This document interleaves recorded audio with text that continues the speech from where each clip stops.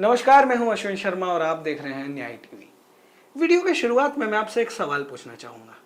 आपके हिसाब से दो लोगों की जान लेने की सजा क्या होनी चाहिए? चलिए इसका उत्तर भी मैं ही दे देता हूं।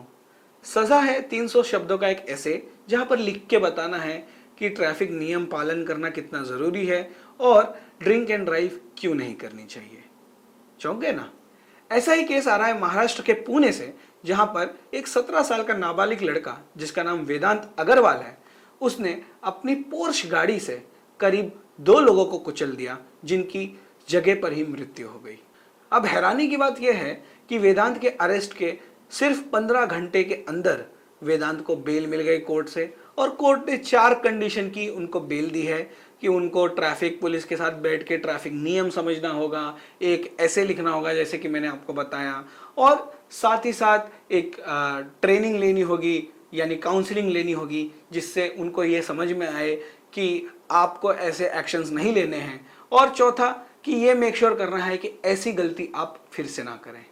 हाँ, कोर्ट इंतजार कर रहा है कि अगली बार अगले किसी निर्दोष की जान जाएगी तब उस पर एक्शन लिया जाएगा। कितनी हैरानी की बात है ना कि एक अमीर बिल्डर का बेटा 240 की स्पीड पर गाड़ी चला रहा था और 2 लोगों को कुचल देता है, पर उस पर कोर्ट कुछ नहीं करती है, जबकि वो सिर्फ 4 महीने बाकी हैं उसके 18 साल की उम्र होने में। यानी अभी वो 17 साल 8 महीने का है और उसे माइनर की तरह ट्रीट किया जा रहा है। मतलब ये तो वही बात हो गई कि मेरे 18 साल की उम्र में एक दिन कम रहेगा और मैं कोई क्राइम करूंगा और मैं बच जाऊंगा। आप मानेंगे नहीं, इस केस में अगर उसको दोषी भी पाया गया तो उसको कितनी सजा है आप सोचिए, केवल 3 साल की। 3 साल की सजा 2 लोगों की जान लेने की। और मैं तो ये दावे से कह सकता हूं कि शायद उसको ये सजा मिलेगी भी नहीं, क्योंकि अब अमीर लोगों के लिए अलग अदालत लगती है, गरीबों के लिए अलग अदालत लगती है। अब विजय माल्या का ही केस देख लीजिए, आज तक उसे देश में वापस ना ला पाए। हजारों वादे किए गए कि इंसाफ मिलेगा, पर कहां है इंसाफ। जब से यह फैसला आया है, लोगों के अंदर एक आक्रोश देखा जा रहा है, और यह सही भी है कि हमारा जो लीगल सिस्टम है इसमें इतनी सारी लूप होल्स हैं कि कोई भी इसका मिसयूज करके बच सकता है।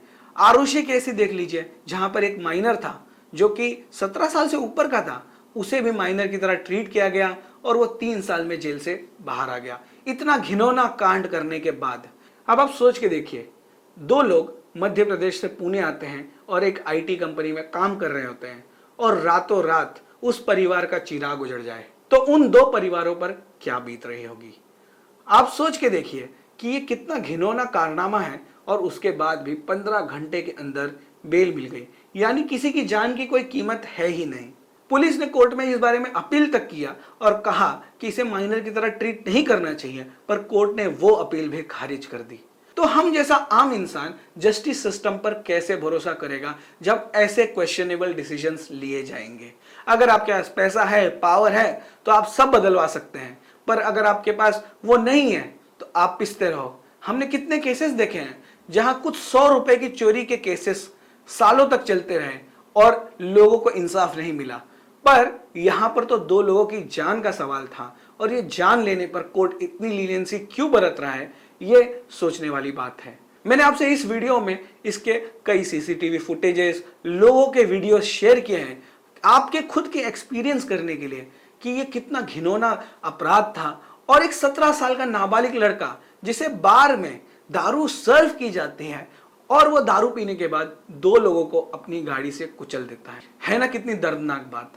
अब इस मामले में आपकी क्या प्रतिक्रिया है, हमें कमेंट सेक्शन में बताना बिल्कुल मत भूलिएगा। और याद रखिएगा, दिन हो या रात, हमेशा दें न्याय और सच का साथ, और आवाज उठाएं अश्विनी और अनीश के इंसाफ के लिए।